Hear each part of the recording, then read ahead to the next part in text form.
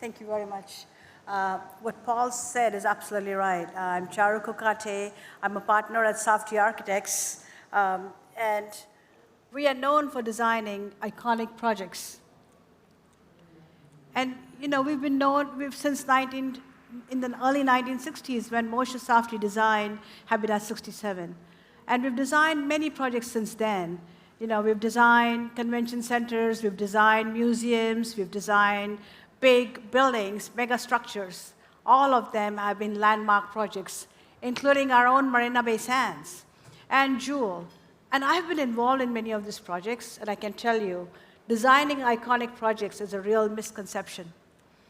Because as you all know, clients, what Paul said is absolutely right. Clients come to us and say, hey, can you give us some wow spaces? Can you give us some Instagrammable spaces? Because that's now the in thing. And what we realize is that you can't really start designing saying, hey, I'm going to create this Instagrammable space. We are all architects and designers here. We all know that when people come to us, they say, they give us their program, right? They come and give us their design program. But if you think about it, that's such a single-dimensional information because it's only their needs and requirements. And if you start, that's a great starting point for design. But if you start with that, you're going to get very limited to it.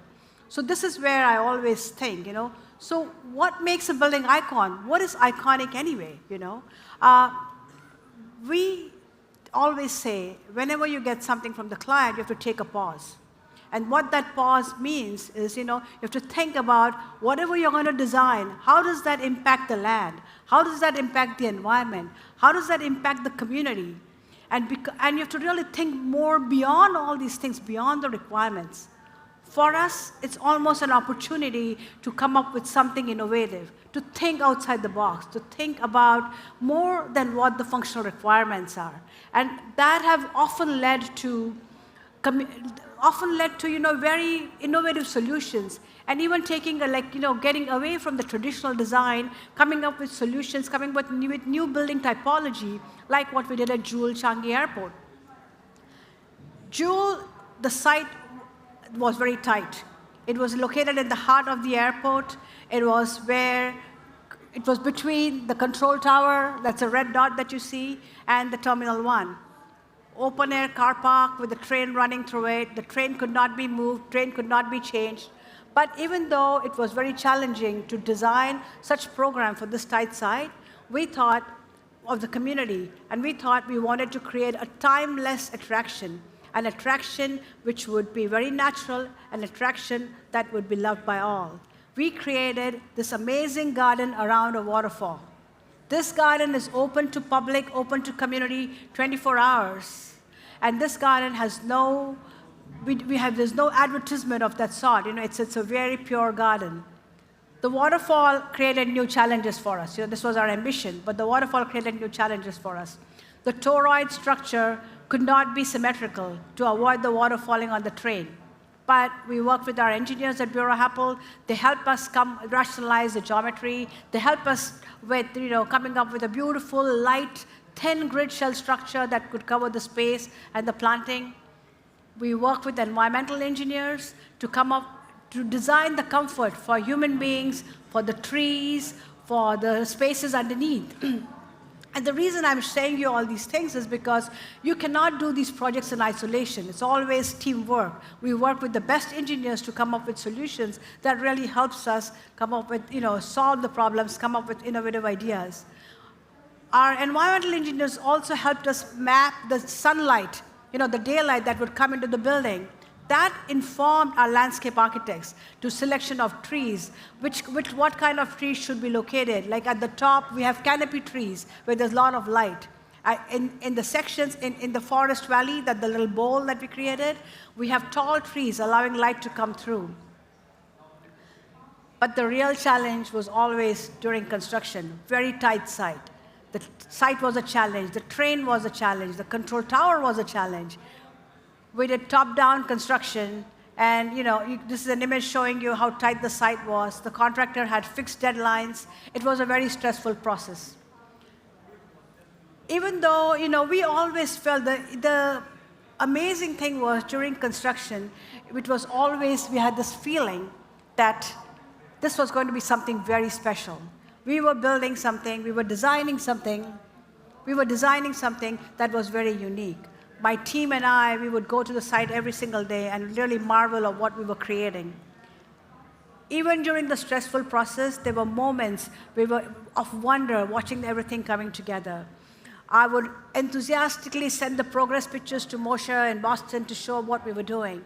And we were really eagerly waiting for the project to open, because until then it was just about us and our building. We challenged the notion of an airport. We brought in nature in a public space in the center of an airport. This garden that you see is something that was never thought of. Changi never thought of that we would have a garden inside the building. In the middle of the airport, we've created a community space. This garden is not just a display of plants, or it's a botanic display of, botanic garden, but it is a garden of wonder and grandeur. It has introduced people to the wonder of plant life. This garden and the waterfall inside the garden really creates this amazing serene atmosphere, which is unheard of. This is a new typology that we've created, where aviation facilities, landside aviation facilities, where retail areas and an attraction comes together. We eagerly waited for this day to open. And what we saw was amazing. This is the first building thing that people see when they approach the airport. When you come into Terminal 1, this is the first view that you get. And that itself has formed a new gateway to Singapore. I really remember when the building opened and thousands of people flocked inside the airport. They were taking pictures, and they were just marveling at what they were seeing. And we did anticipate that, because we've created something special. We anticipated people to be very impressed by the scale, impressed by the surrounding. But what I did not anticipate was how this building would impact the people, how it would resonate, the space would resonate with people. It created a sense of wonder. There was a joy on everybody's face. It's almost like it's not just that day. I've been seeing it over time. And it really has created a generational happiness. When you see this light coming down from the sky, filtering through the trees, when you see the water falling from the oculus above, it's like rain. It's like being outdoors, not an indoor garden. And when you it's a magical moment when you see a rainbow in the water. You forget you're at an airport. And this is something that, I've seen on people's faces. The space completely changes in the evening, becomes a magic wonderland. Travelers are taking extra time to come to the airport, relaxing, and they're getting rejuvenated just visiting the place. Of course, locals are enthralled. The locals are so happy with whatever the space has to offer. And it's heartwarming, really, to see people in wheelchairs, senior citizens enjoying the garden and really sitting peacefully. And I've heard them say that it feels as if the project has been crafted for their needs, because their families don't have to worry about them. To the point that a few years ago, New York Times wrote an article in the newspaper saying that people should spend a day vacationing at Jewel. I mean, that's what the impact has been on people. Even today, people and the community have made it their icon.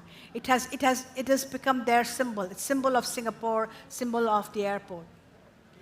You might say, hey, it's a very special structure with special needs. So how do you create something like that, something where people feel that they belong to the space on big projects, especially if the project has theaters and casinos and convention centers and hotels, a mega project? Marina Bay Sands is an example of that project. Marina Bay Sands is a great example of integrated urban planning and architecture. It is a microcosm of a city. The concept, we've been inspired by the concept of Roman spinal cities. The commercial hub of Marina Bay Sands, which is the casino, the theaters, the convention center, and the related spaces, are self-orienting.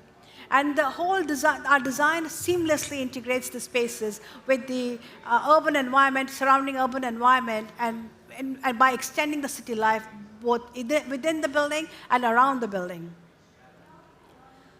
The massing configuration of these facilities really create a three-dimensional hierarchy addressing the issue of mega scale and by creating an urban landscape that relates to human scale.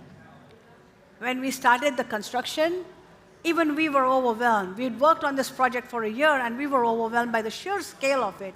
I often wondered what people would think of it, even though we had designed it in a way that could relate to human scale by separating these buildings, by creating these independent structures. But since the day it has opened over time, this Marina Bay Sands and its public spaces have been seamlessly integrated in Singaporeans' lives. It attracts both locals and tourists. We designed public spaces integral with the architecture. We integrated the public spaces with landscape and natural light. And these spaces are where people come in, Singaporeans come in, the tourists come in. It's a gathering places for day and night with various activities and attractions. The waterfront promenade is one of their spaces. The design for the space was such that the adjoining buildings that you see were always lower in scale for really connecting with people and transparent so that the inside retail mall and the outside promenade would be one. This space is so popular. It's even whether it's hot sun, whether it's raining, people come over here. They flock together. It's almost like it's a gathering place for families. People come here and relax. They're joggers, they're bicyclists, use the space to really connect. It connects well to the city. In the evening, it's a completely different space. It transforms into a hub where locals and tourists come and enjoy the various food offerings, the various attractions. We had never anticipated movie premieres in the space. There are fashion shows, there are durian parties. Even the Art Science Museum, the sculptural form of the Art Science Museum, is used for projecting digital displays. The art pieces like Ned Khan's Vortex is very popular. People are mesmerized by seeing the swirling water. It is kind of a place to be. You see families sitting, relaxing, looking at the stunning Singapore skyline. In addition to this, we created another public space, which is the Sky Park, the 2.5-acre public space in the sky. The swimming pool, the observation deck, all these spaces are loved by everyone. The swimming pool, the 150-meter-long swimming pool, which spans from Tower 1 to Tower 3, is the biggest attraction. People from all over come here just with the aim of swimming in that pool. At sunset, finding a spot in the bustling crowd is a problem. It becomes a challenge, right? People wait for hours together just to capture the color of the day, color of the evenings, of the sky. It's worth the wait. It's magical transformation to see the change in the cityscape. It's really my favorite time to visit the Sky Park. So whether you're there looking at the lights of the city, whether you're there to take pictures of the fireworks, it's a must-see place. If you look at all tourist books and guides, it's a must-visit place. And I think that's what's made it very successful. It's like people loving to be there. People feel that it's their space because you don't even have to be a hotel guest to go and see the observation deck. And who would have imagined, really, doing yoga in the sky? This Sky Park has changed the way Singapore thinks about rooftops. This Sky Park has been a game changer, really, to see how people could use spaces in the sky, which otherwise were taken up by mechanical equipments and other things. Marina Bay Sands, as you all know, is a global phenomenon around the world and known as symbol of Singapore. It's also an example of how architecture can be a catalyst for economic growth and change. These are all both commercial projects. And, there is a case, I was talking to a friend, and he said that, oh, it's easy because these are commercial projects, you can create public spaces. Because his logic was, because, you know what, you can convince developers, maybe it's easier to convince developers to say, why can't we include some public space? It's going to increase the footfall. It will help you financially. It's going to help getting more people in the mall. But as architects and designers, when we work in cities like Singapore, which are densely populated, it is important that that we create something beyond what we have been given.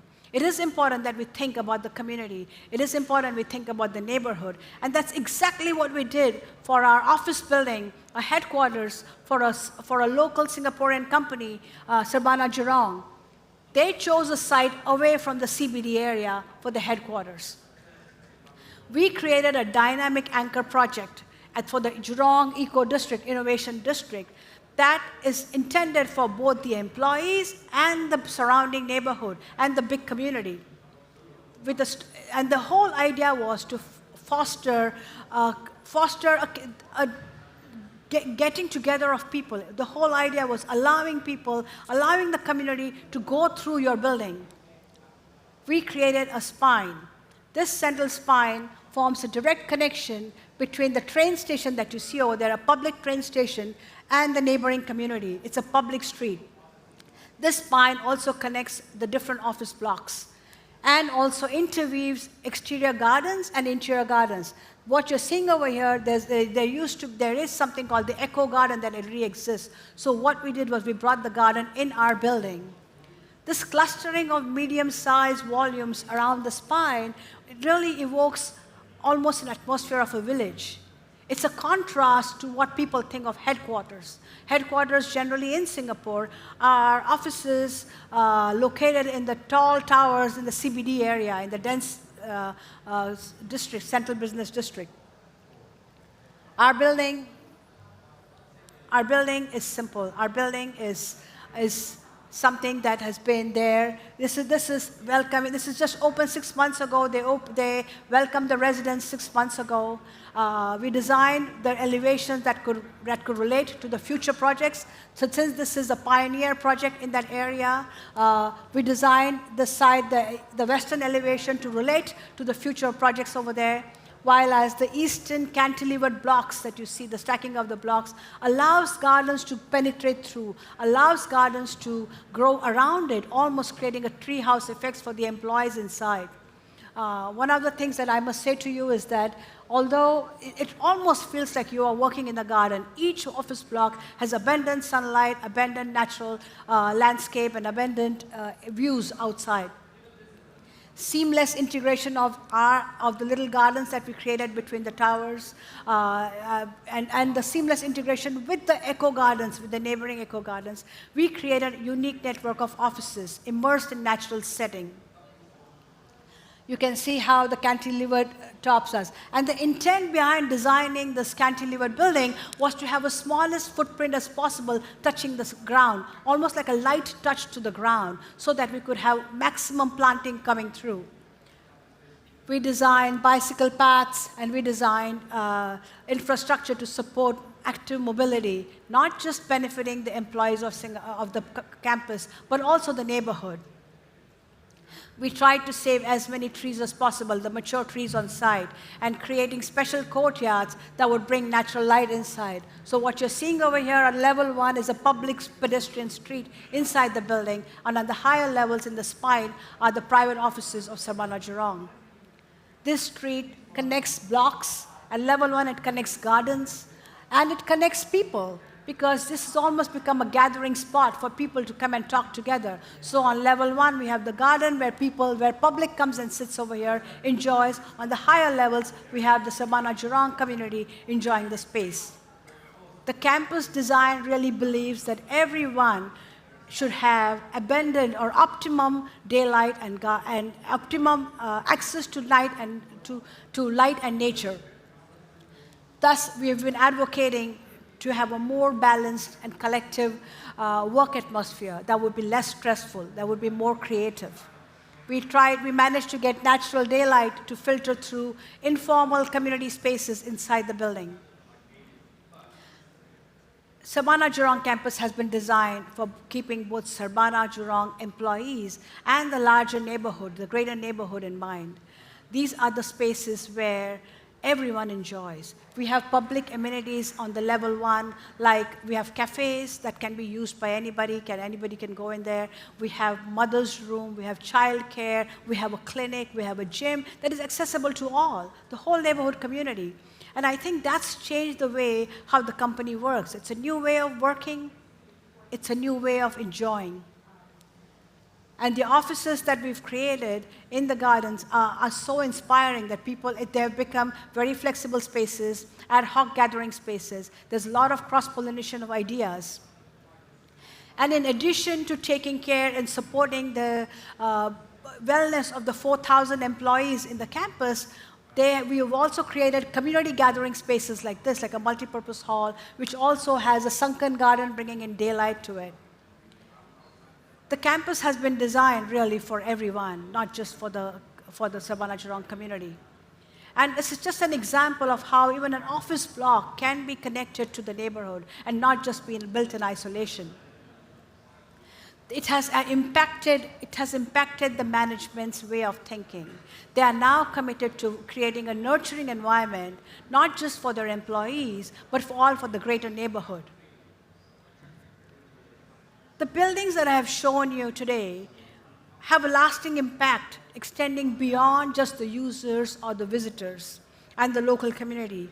They serve as cultural landmarks and gathering places. They serve as they foster a sense of really an identity and pride amongst residents. They have become iconic symbols of Singapore, drawing tourists, drawing locals, impacting and boosting the economic and culture of the city. Because we truly believe architecture is more than just mere functionality. Like Paul mentioned in his speech, we are not just creating buildings. If it's a great building just to see great architecture, you go take a picture and say, wow, it's a great building. But these buildings have created a sense of belonging. These buildings have created a sense of pride. Recently, I was at a London airport, and they were showing, I was just standing at the gate, and they were showing some images, and they had an image of Jewel. A Singaporean gentleman standing next to me says, oh, we are really proud of this building. He didn't know who I was. And I think this sense of pride, this sense of belonging has really given the buildings iconic status. So what is iconic? Again, we ask. Iconic is something that people bestow the title on the buildings. It's not something that you can just create and say, make it iconic. Thank you.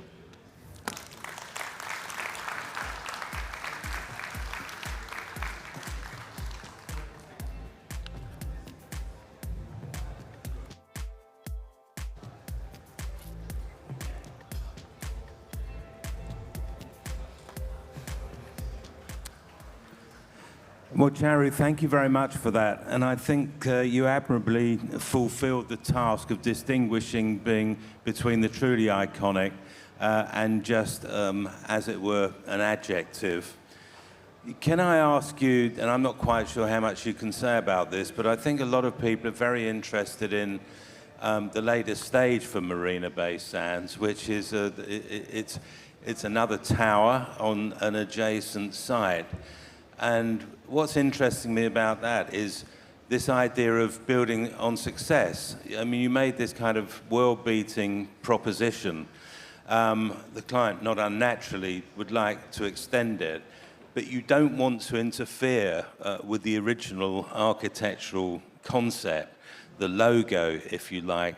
How much of a challenge was it to say, well, how do we add on to something which you might say you can't really add on to, or you wouldn't want to add on to in a way that might spoil it? I cannot really say much about the project, but I can tell you one thing. More than us, the city of Singapore is protective about the buildings. They are being so careful about making sure that image doesn't change, because that has become so symbolic to Singapore.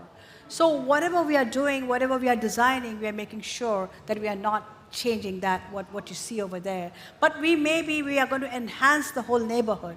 So the community is definitely in our first thing on our list of things. Because when you create these projects, they are for a certain class of people, certain group of people, or certain people who enter these projects. We want to make sure that's not the case. We want to make sure it's designed for all. We want to make sure that it is going to get the same love and respect or ownership that we have for this project. So I think to answer your question really briefly is I think the city and the government is more protective than us. We are ready to take a risk and test it out, but they're like, no, we like this, don't change it, don't change it. Thank you for that, because I wanted to raise this question, which is, not unprecedented in architecture, but I think you took it to new levels, which is the extent to which you've incorporated not just public space, but public thoroughfares into your projects. I mean, both MBS and Sabana Jurong have these public streets, which I think are kind of 24/7, 365. Were there any particular challenges from either client or public authority about how you manage these spaces? Or, you know, there must have been a time when somebody thought, well, can't we just gate them off at sunset or sunrise? How did you go about that? I think the minute, let's take example of Surbana Jurang because it's a private office, right? The minute we said we don't want to design a headquarters, it needs to be a campus, it meant we were going to invite more people. And the minute you did that, the program had to change so that the level 1 of Sabana Jurang is going to be everything to do with public. So there are meeting rooms. But if you're visiting somebody from Sabana Jurang, you go to the meeting room. You don't go to their offices. So of course there has to be a shift in the programming of it, where you have the private offices starting at a certain level. This becomes a public space. But it's also more of, takes a little time to convince the client about that, because everybody comes with their own idea. Sabana Jurang had their own idea about their vision, how the world should see them, you know, as a company, as a management team. And this is like a changing their idea. So yes, it is challenging. At the same time, though, we are very confident that it is going to be so successful that they are going to be very happy contributing to the community around. I think there's another aspect of both those projects. And in fact, going right back to some of the earliest work of the practice, like the Habitat in Montreal from the 1960s, where whatever the formal brief, as architects, rather than responding to complexity, you inject complexity, because actually in both these instances, I mean, you add layer and layer of activity and potential different sorts of uses and users. Is that a fair comment? It is a fair comment. We also acknowledge the fact that there could be a straightforward solution, which we don't go to. And I think that's why when I say that you need to take a pause, because it's very tempting. You get the program and you want to start doing it. And it's very tempting. The minute you take a break and you say, hey, what does the neighborhood look like? What are we going to do with this? Are we going to build in isolation, or are we going to do something that's going to be part of the whole neighborhood? During Marina Bay Sands, I have to tell you this, during Marina Bay Sands, as the buildings were coming up, we could hear this chatter around, and, oh, it's not that interesting, is it? It could have been something twisted form, all that stuff. And I think to make a timeless design, I think for a design to last, it has to be simplified. It has to last, have a longer life. And I think that when whatever looks simple, for designing, for constructing, is not simple. You know, Jewel was one of the toughest projects that we've done when it came to really the coordination exercises, the whole thing, to make it seem so seamless that people don't even believe that the planters are not just planters, but they are really where we have all our air conditioning, where we have all our services in there. So I think, yes, we do make it a little difficult for ourselves and for our contractors. Because that raises the question about the diagram in your work, because you showed a couple of Moshe's delightful kind of sketchy intimations of what a project might be and what the relationships would be. But I'm guessing that there are other kind of evolved diagrammatic and programmatic drawings, which we rarely see. Is that the secret life of the practice, how that kind of thinking process then ends up with what you build? I think I have to tell you honestly, there's no secret. There's really no secret. When we start, in our office, we never start with our site. Never. First thing, you won't believe, first thing, we do a model of the whole context. If it's a block, whole block, you know, all around the space.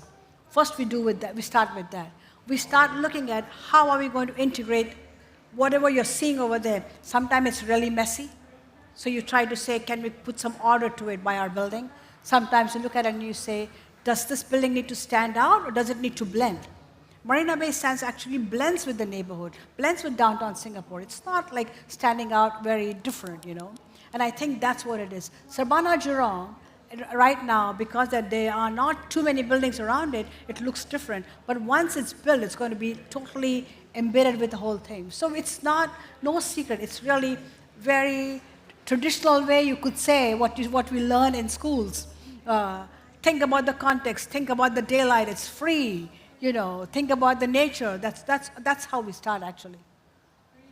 I suppose that brings us on to the question of nature, because I think increasingly in the work, and the most obvious recent example, but also Sabana Jurong, is this question of the relationship of the man-made to the natural. And this is obviously something that the practice has thought long and hard about.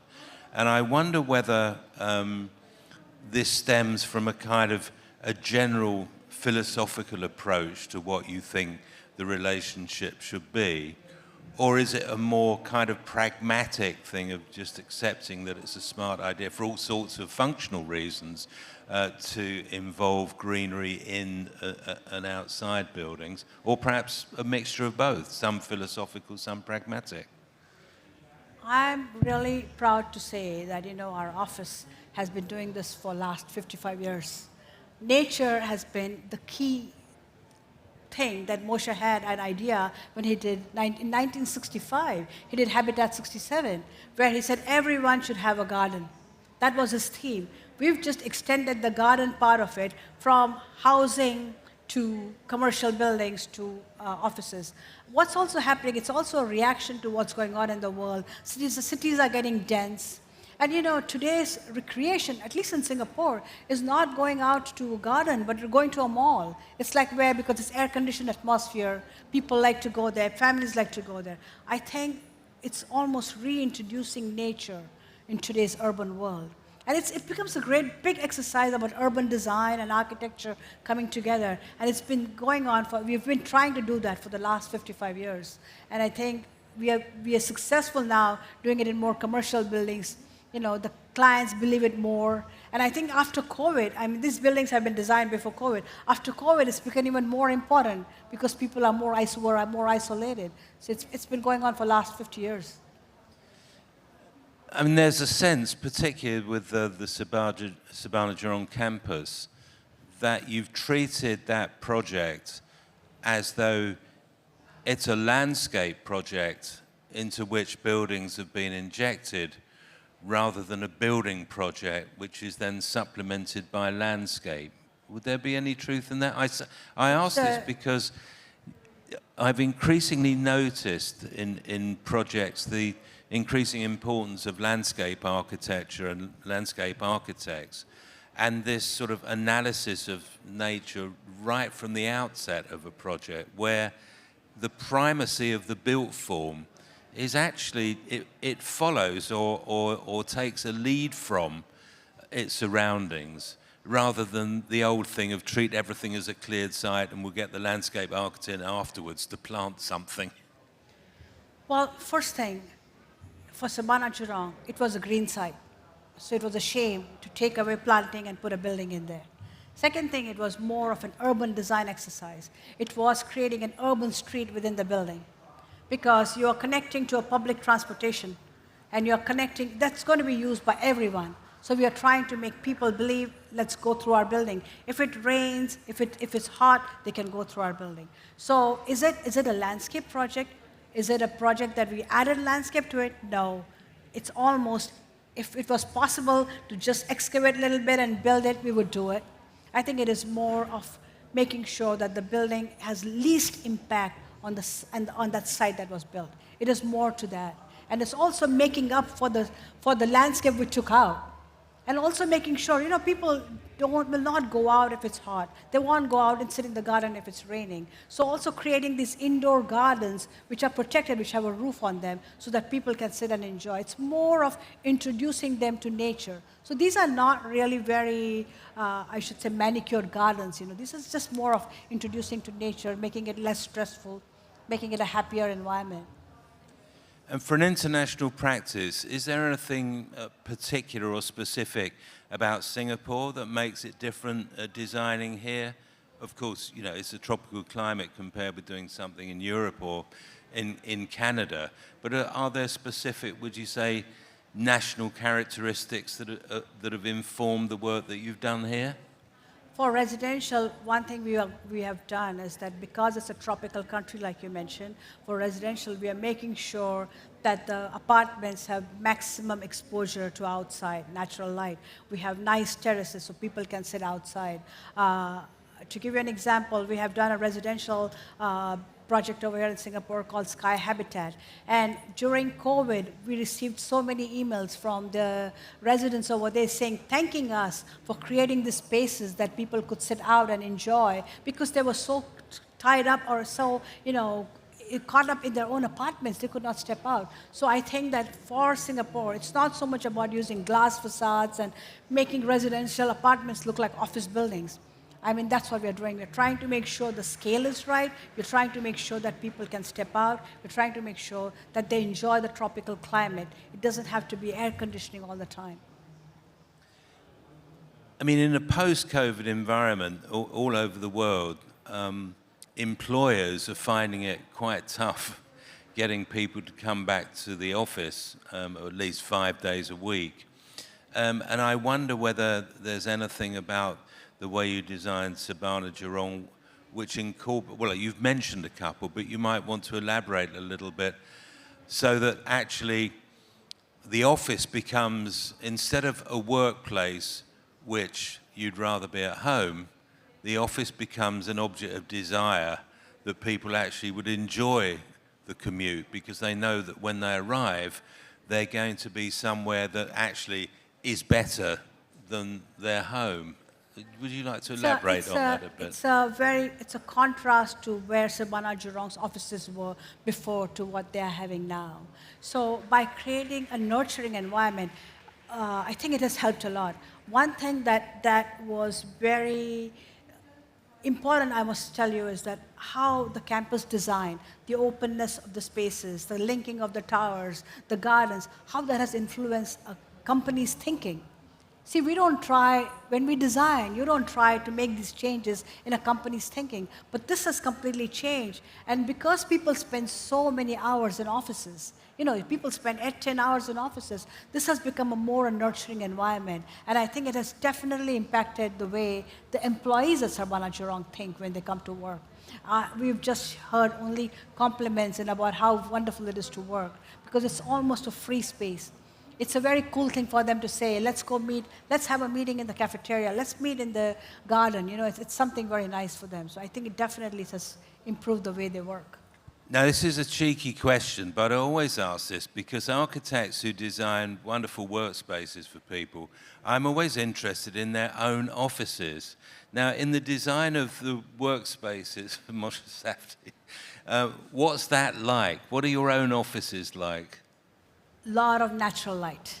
Our office in Boston is covered with ivy throughout. You don't even see the building. It's all planting. Our office in Singapore is a lot of natural light. It's cozy. In Boston also it's cozy. It's almost, there is, and I'm not going to exaggerate when I say it is a sense of belonging. If you ask any of our team members, they'll say, oh my God, it's our office. People think of it as their own, I think that's the beauty of it. I think when you create spaces that you create which have a sense of belonging, people like to come to work.